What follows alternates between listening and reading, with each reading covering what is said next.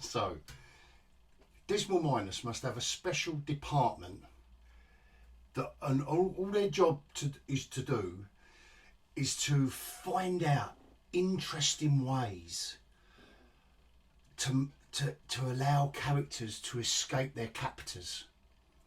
Because just as you thought that Kenobi, just when you think that Leia running away and escaping was the best thing you'd ever seen,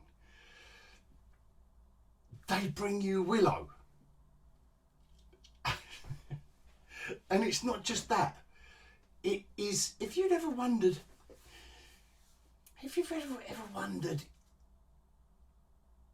about Lord of the Rings, but funnier, then you're in for a treat.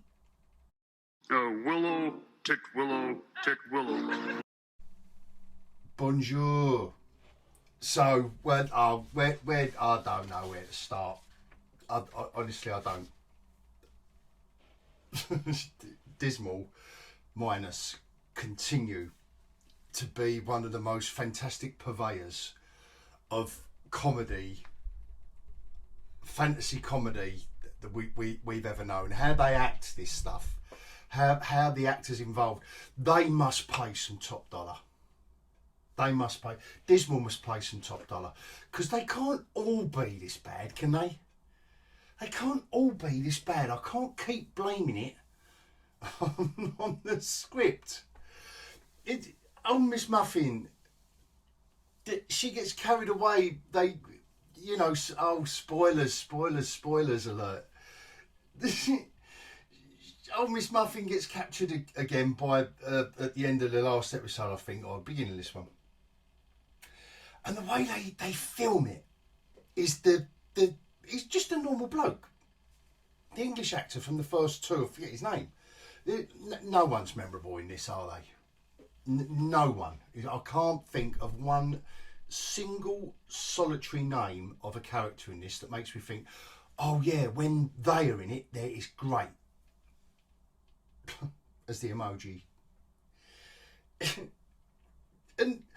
But they do it in this epic slow motion and this sound effect. So he's carrying Eliza Doolittle, whatever her name is, over his shoulder. But the sound effect, it's all in slow motion, it's going... as if it's like one of those orcs. You know in Lord of the Rings, when the orcs, that was so totally awesome and so well done, when they slowed that down, you know, when they got the hobbits and that, and they done it brilliantly, this is nothing like that. Because for a start, it's only just a normal bloke with a bit of makeup on to make him look like, all right, he's descending into chaos because he's been touched by one of you. I get it, the shtick of it, but it doesn't suddenly make him double the weight and size and give it the... But they're obviously enjoying themselves creating. He gets confronted, like little Mr. Orc in another scene gets confronted by Freckled Jesus, and there's just nothing, there's nothing there. Like, you're not thinking, it just happens. They're just wandering around, surprising for Dismal Miners, because they don't often, in any of their series, I've noticed, didn't notice it in Andor, didn't notice it in Kenobi, didn't notice it in She-Hulk, didn't notice it in Hawkeye, I didn't notice it in Falcon and Winter Soldier. Anyway, I didn't notice it in Loki, actually. The walking and the talking, but in this one it's wandering. They split up, the group splits up in this episode, and that's just so that this 45-minute episode, and I felt every minute of it. I really did, like a painful needle just in the corner of my eye and ear and left knee. It's excruciating. Now I've got two groups to follow, wandering, ambling. Anyway, the pretend orcs and the pretend orc and his mates, that they're all turning into orcs as well now. There's 3 of them. They get away. They run away with Ellen or whatever her name is. And she very easily escapes the bonds. I think someone goes to rescue it and they fail, so they might have loosened them. I might have fell asleep and missed a little bit, so forgive me for that. Anyway, she escaped, and she simply jumps off the moving horse. The 3 pretend orcs, they're all riding away really realistically. And she very realistically, there's a nice shot up looking right, and she, she's waking up, and she loosens her bonds, rolls off the moving horse, and just gets up and, swishes her hair. Notice that there's a fantasy woods, and just runs away from the 3 orcs who've noticed they're on horseback. She hasn't sneaked off. I wouldn't mind if it was in a storm or they was going really slow and you wouldn't notice the weight shift on the but they know she's gone. But as soon as she disappears into the tree line, they stop, and now we're off to the other rambling lot. It's just a brilliant escape. It just is. And she meets 2 woods women. Yeah. Woods women. I don't know what's wrong with Dismal. And again, she comes across like a female Jason Statham out of Snatch. We've got the little northerner who is awesome, and he's awesome in this again. And he gets all the best lines somehow, the bloke. But it's like you've got a northerner, we'll have to balance out with a cockney. And she's got all the banter, but it's all the modern day banter and long words. And you know the character that in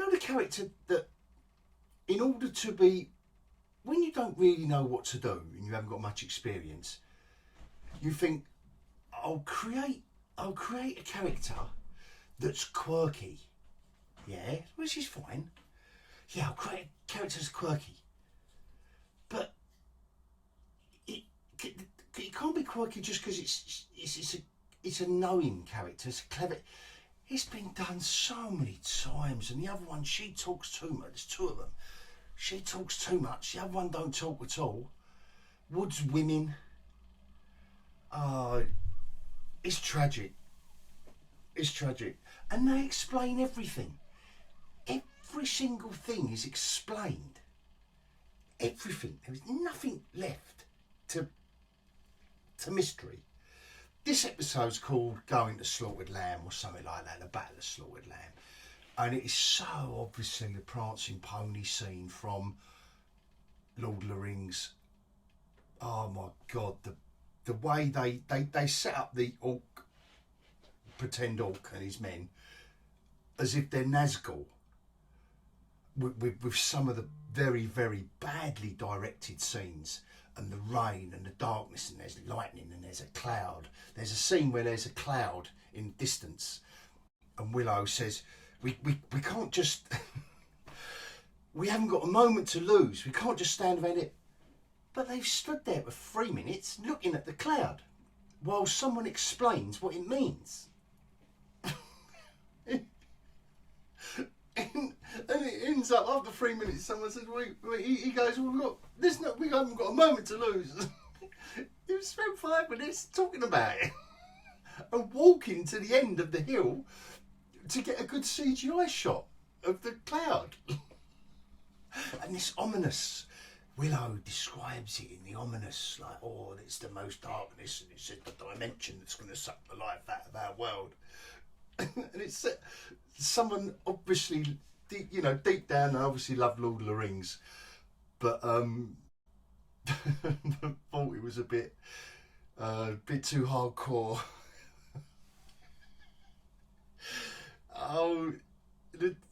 The 2 girl characters, I'm not I'm not going to go there with what everyone else is getting really angry about, which is the obvious two lesbian leads in this show. It clearly isn't about them. One thing I will say, I'm not going to go there on that agenda.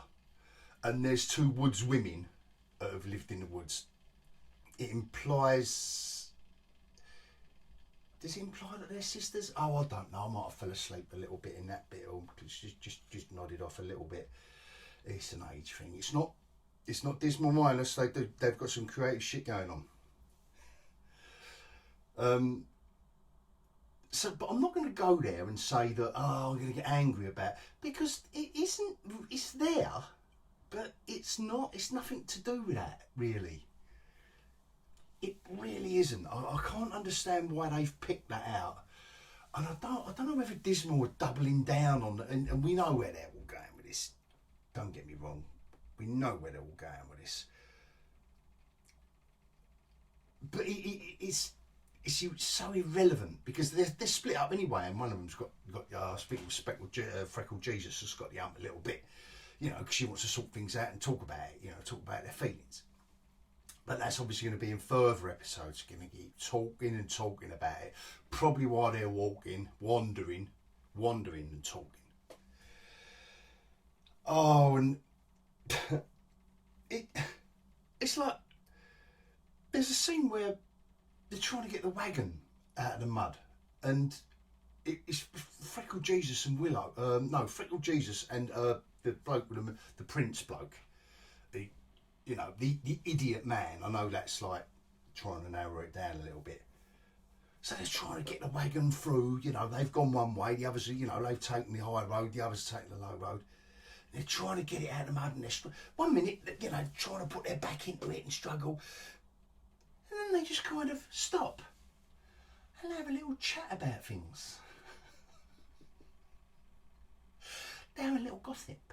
You know, they kind of go, yeah, well, you know, like, I don't think he is a real magician. They're having a proper old gossip. They're supposed to be getting the wagon out of the mud.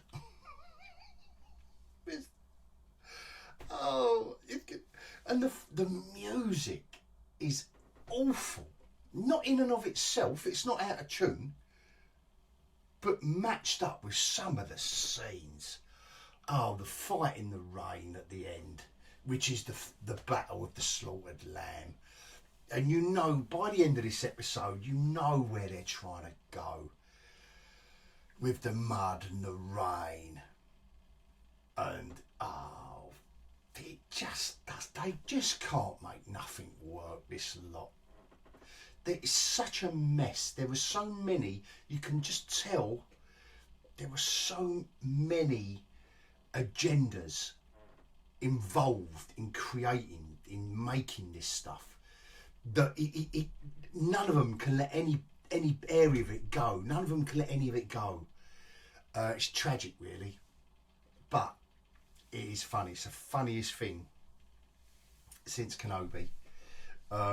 She-Hulk was annoying, so I've got to say, you know, Kenobi was some good fun stuff. You know, Boba Fett had some good walking and talking, but not wandering. This is pretty good, wandering through the trees. Yeah, it's Andor. I suppose Andor might have been a bit better. I'll have to do a little league table on walking and talking, wandering and talking, marching and talking, explaining while talking, and standing still in a line to highlight the diversity of the group. Shocking. Absolutely shocking. Bad. And my favourite character in the whole series, he's gone now. Yeah, the Northerner bites the dust. He gets it. And the best line in this episode, so Willow is trying to do something, and it's all kicking off, you know, the pretend orcs have come along, and there's a battle, and he just goes, he just says to his mate, just go and shift someone. as he's got the two little knives, his mate, his northerner mate, he goes, all right. He said, look, I'm doing magic, or he's rustling around his bag or something. The whole episode is about Willow waiting and holding on to his magic, so he's got all the energy for the big battle at the end, and the ominous portent of the cloud. It didn't remind me, apart from the pretend orcs and the pretend Nazgul, this didn't remind me of Lord of the Rings at all. Not for one moment did I think this is a Saturday Night Live version of Lord of the Rings. He just goes, he's rushing around in his bag. He goes, I'll just go over there and shiv someone. And he runs off. He's got his two knives. He's a great character anyway. He does do it as well. He's on one of the pretend Nazgul. But all that happens is he just kind of shrugs him. But the pretend Nazgul shrugs him off.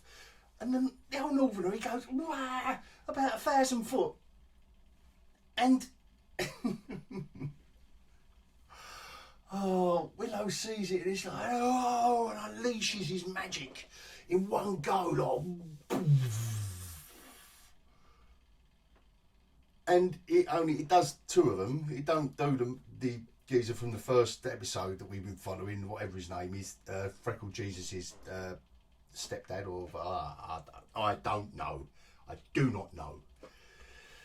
A relation or friend, wherever he is, and he begs her to do him in, because we need this scene, don't we? And they do a little bit more explaining.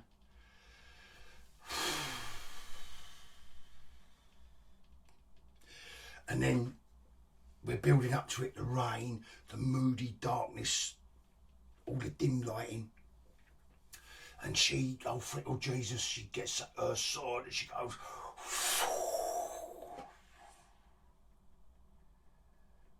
and all you do is you see his body, head still attached, nothing, nothing. No, I'm not expecting a head in slow motion splattering to go slow motion through the air. I do know we're on Dismal here, but it is a 16 plus, don't forget. I expect more from your 16 plus content, Dismal. You just see him just kind of go, like that. But they've set it up as like, I don't want to do this, but I've got to do it. She might as well have just given him a I don't know what. Or a little bonk on the head. That's all it needed. That was a magical bang on the head. Anyway, to be fair, that's all I've got to say about it. I'm enjoying it. I'll tell you what to do. Before you watch, if you haven't watched this episode already, and I know I'm going to put heavy spoilers in the I don't think anyone cares. Does anyone care? Really? I don't think there's anyone that's going to watch this video of mine and think, oh my God, I expected, an in-depth review with no spoilers, because I put spoilers on the thumbnail. But watch the prancing pony scene from Lord of the Rings before you watch this, and it will heighten your experience of viewing. It's only like a 5 or 6 minute scene, where he goes, oh yeah, Baggins, I know Baggins, he's over there, and that scene where the ring comes down on his finger, and old Strider and the pipe and the rain and and then the next scene is that forget about the Nazgul turning up, because you get the point I'm trying to make. That 5 minute scene when they're in the tavern, it's literally what they're trying to invoke here. And they far surpass anything Peter Jackson could have thought up. Make him look like an amateur beginner. I bet he must be watching Willow, because he's obviously a fan of fantasy, and he must be thinking, if only do you know what, if only I'd have done that scene like this, if only I could have made the Nazgul look as intimidating as they've made these 3 random knights look. I tell you what, he must be guyed. Must be guyed. And on that bombshell, on that sad note, I'm feeling the sadness now, but what Peter Jackson must be feeling for not, not having have had the intelligence and creativity to have mustered up something of this calibre. I'm going to bid you all adios. Willow, tick Willow, tick Willow.